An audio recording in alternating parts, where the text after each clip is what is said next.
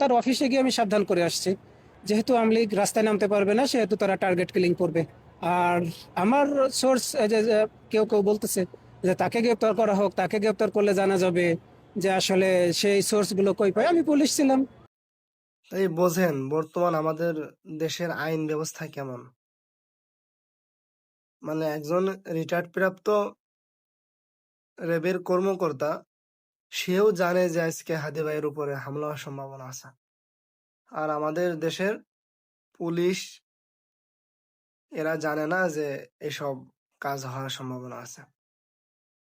মানে এরা আমলিকির দূষর সব। মানে এরা আমাদের দেশকে রক্ষা করার জন্য এদেরকে নিয়োগ করা হয়নি। এরা হলো একটা দলকে প্রোটেক্ট করার জন্য এই দেশে এরা চাকরি করে। সাধারণ জনগণের জীবন থাকলো কি চলে গেল, সেটা বর্তমান সরকারি কর্মকর্তাদের এদের কিছু যায় আসে না।